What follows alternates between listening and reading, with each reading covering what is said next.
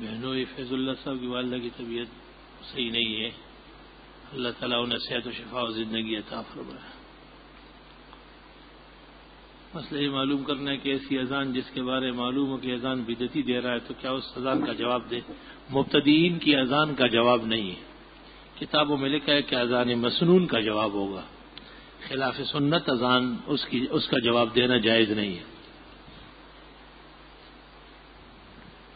گلشن کی ایک بڑی مسجد کے امام صاحب کا فرمان ہے کہ امام سامنے ہونے کی صورت نماز نہیں ہوتی اللہ یہ کہ امام کے اوپر کیا جائے۔ کراہیت لکھی فقہاء نے لو سجد علی کور امامتی، لیکن درست یہ ہے کہ نماز ہو جاتی ہے۔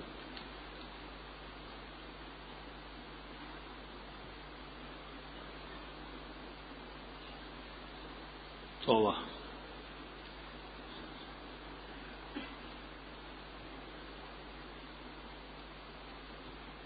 بہرحال اس امام صاحب کا یہ کہنا ٹھیک نہیں ہے، امامے کا کور اگر پیشانی پر بھی ہو تب بھی نماز ہو جاتی ہے۔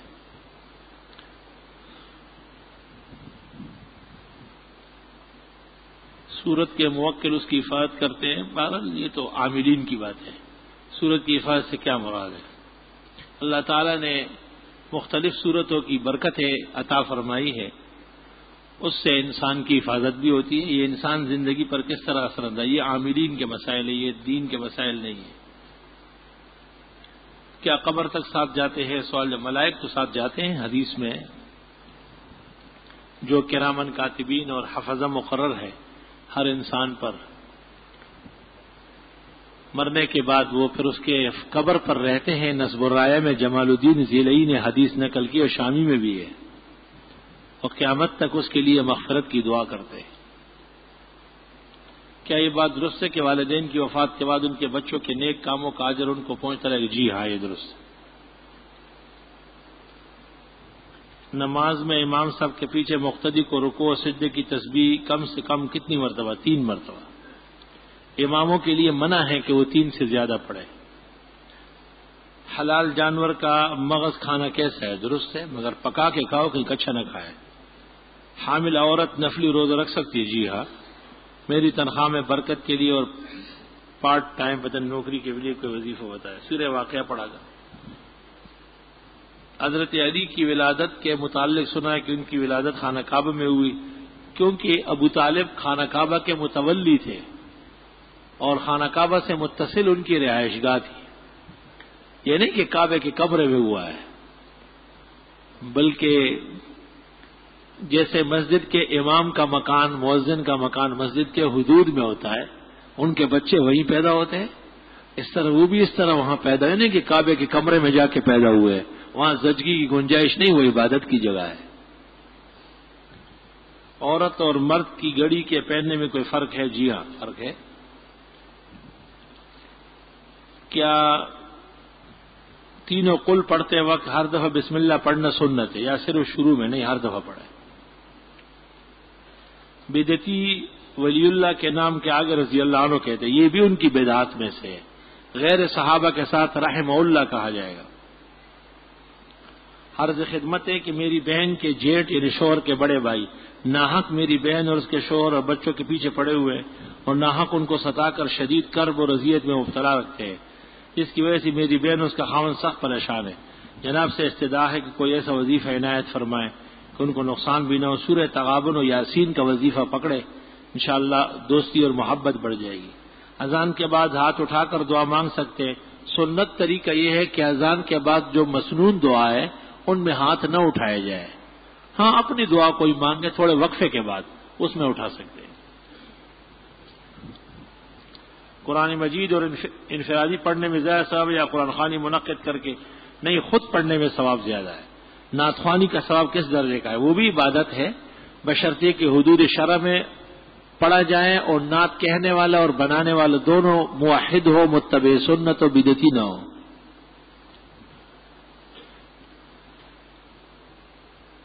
سی ڈی کمپیوٹر میں اور براہ راست کرکٹ جو ٹی وی پر دیکھتے ہیں، یہ دیکھنا تصویر کے حکم میں؟ یہ جی تصویر کے حکم میں۔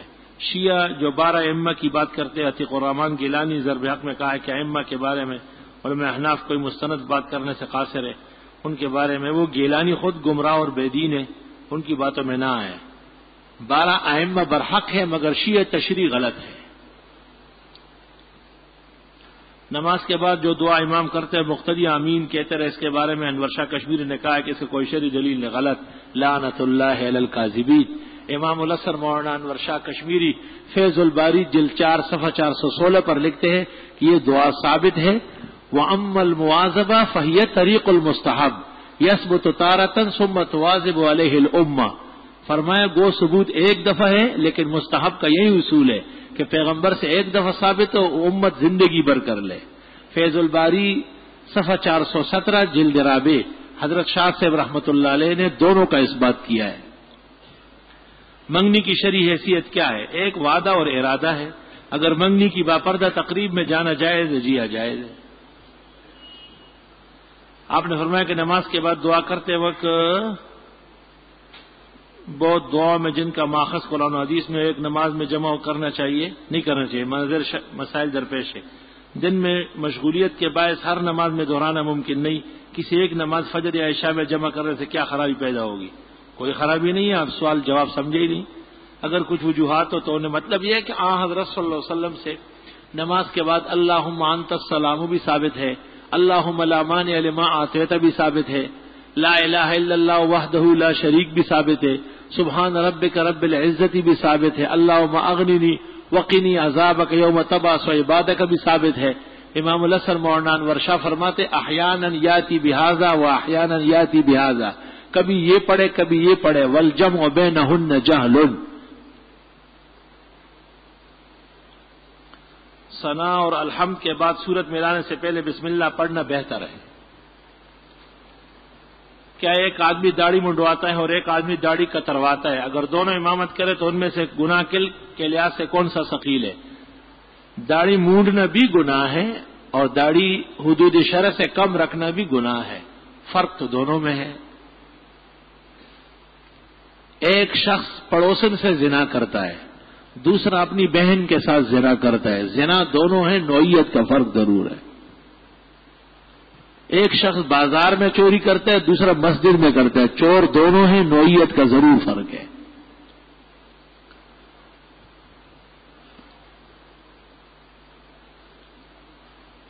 محبوب سبحانیت الطالبین حضرت شیخ عبد القادر کی طرف منسوب ہے اور ان کی بعض مندرجات حضرت شیخ کی ہے. بعض لوگ کہتے ہیں کہ فقہ حنفی کی جتنی بھی کتابیں ہیں کسی مستند کتاب امام اعظم تک نہیں پہنچتی. وضاحت کرے امام ابو حنیفہ رحمۃ اللہ علیہ کا مذہب متواتر ہے. جس طرح بخاری شریف، مسلم اور ابو داؤد ترمذی میں سے ایک بھی حضرت صلی اللہ علیہ وسلم کے دور میں نہیں لکھی گئی، لیکن یہ مسلم ہے کہ احادیث آپ کی ہے. اس طرح فقہ حنفی کی تمام کتابیں امام ابو حنیفہ کے مسائل ہی پر مشتمل ہے. ایسا کہنے والا پرلے درجے کا بے وقوف ہے. امام شافعی سے میزان الاعتدال میں ذہبی نے نقل کیا کہ امام شافعی کہتے تھے من لم یمعن النظر فی کتب ابی حنیفہ فلا رسوخ له فی الدین. جو امام ابو حنیفہ کی کتابیں غور سے نہیں دیکھتا اس کے علم اور دین پر کوئی اعتماد نہیں. تو امام شافعی 150 میں پیدا ہوئے جب امام ابو حنیفہ فوت ہوئے. کتابیں تھی تب تو امام شافعی کہتے ہیں نا، اور پیدا ہوتے ہی تو نہیں فرمایا، 50 سال بعد فرمایا ہے. یہ جو امام محمد اور ابو یوسف کی کتابیں ہیں یہ سب امام ابو حنیفہ کی کتابیں ہیں، روایت ان کی ہے. کیا کسی کافر کو آگ میں جلانا جائز ہے؟ حرام ناجائز ہے. حضرت صلی اللہ علیہ وسلم نے سختی سے منع کیا لا تعذبوا بالنار، آگ سے سزا مت دو، کیونکہ آگ کی سزا دینا صرف اللہ کی شان ہے. میں اپنی بقائے زندگی جہاں میں گزارنا چاہتا ہوں والدین اجازت نہیں دے رہے، حالانکہ ہم 5 بھائی ہیں. کیا میں والدین کی اجازت کے بغیر اس سعادت کو حاصل کر سکتا ہوں؟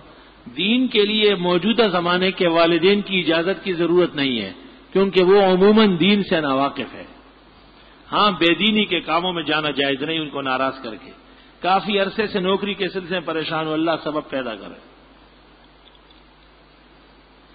شرائع تحوی شائع ہوا ہے جس میں ابن عربی کو کافر، زندیق اور منافق کہا ہے. یہ تو جس شخص نے شرح لکھی ہے اس کی بددیانتی ہے. امام ابو جعفر طحاوی تو 337 میں گزرے اور ابن العربی 6 صدی میں ہے، تو وہ امام طحاوی نے کیسے ان کو برا کہا ہے؟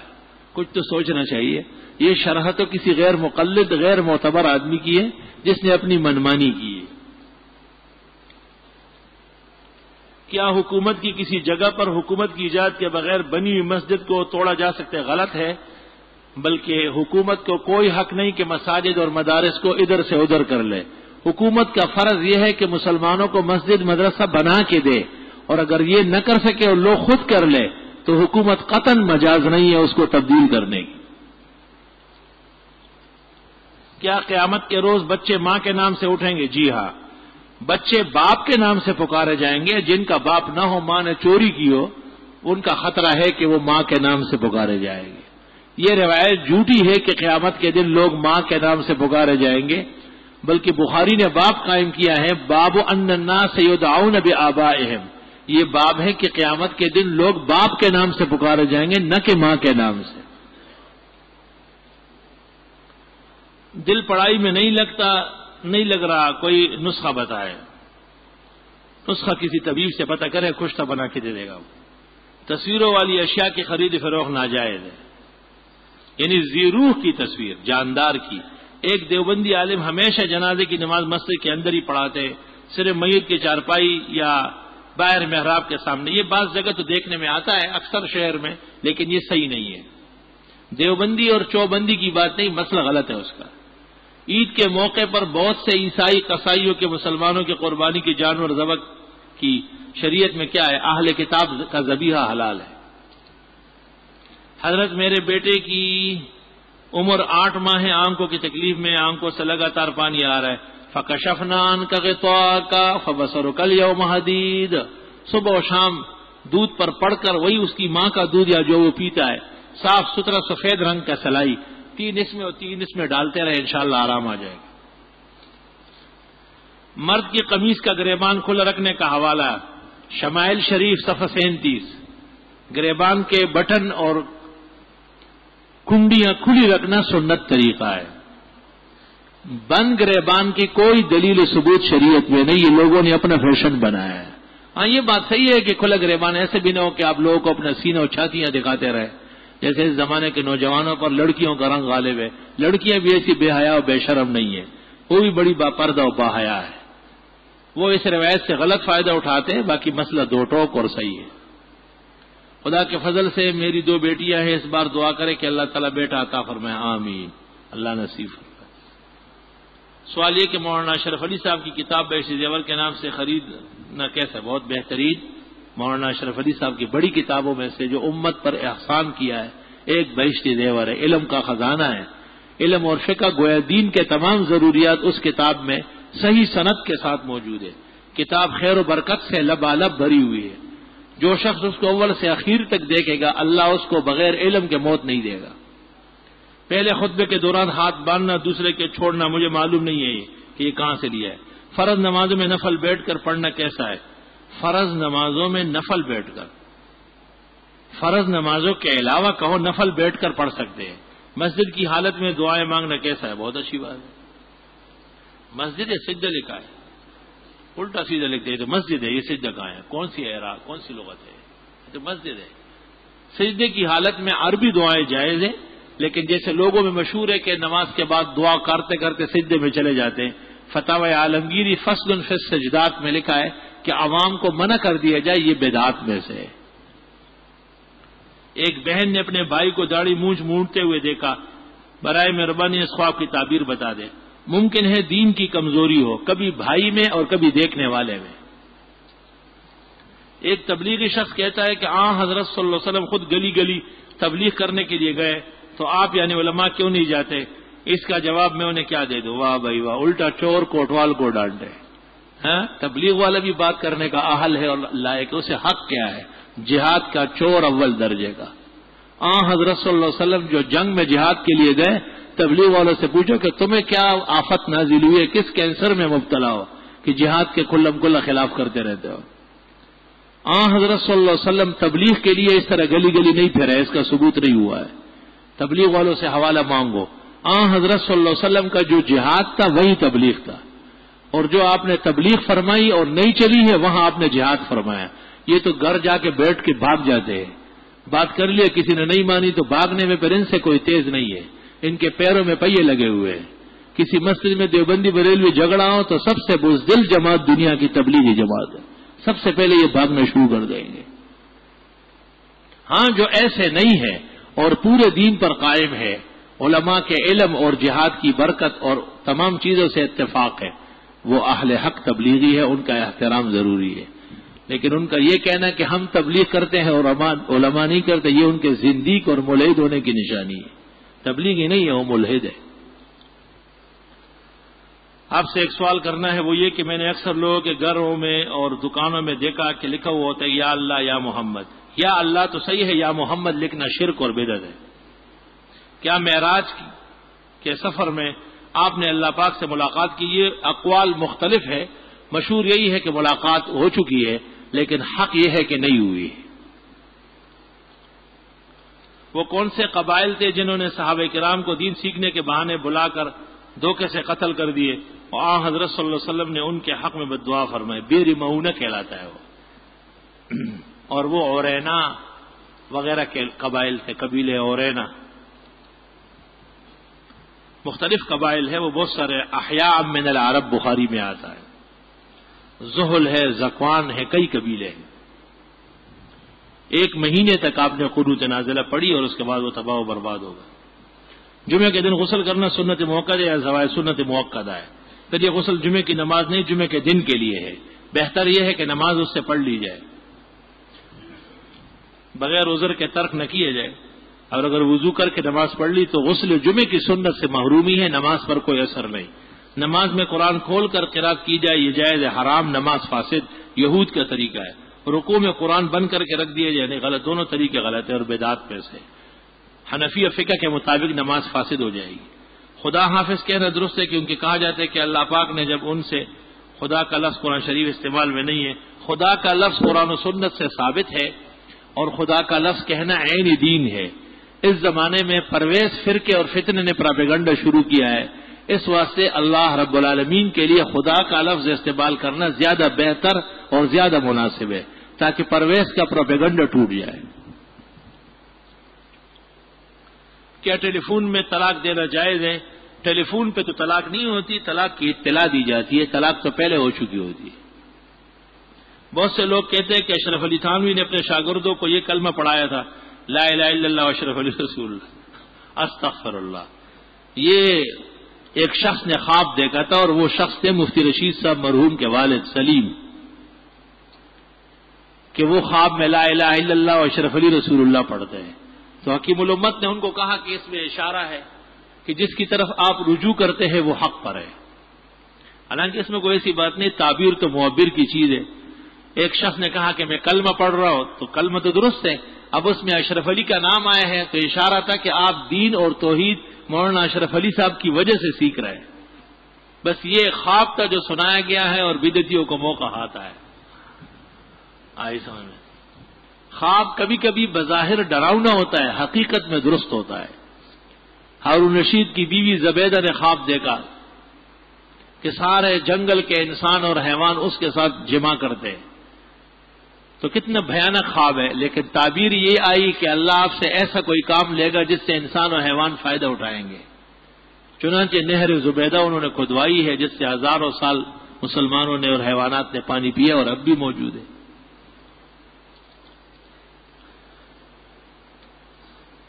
جناب سکندر حیات صاحب کی طبیعت خراب، آپریشن ہونے والا ہے، اللہ انہیں صحت و شفا زندگی عطا فرمائے۔ میری والدہ کو گردوں کی تکلیف ہے، اللہ زندگی اور صحت دے۔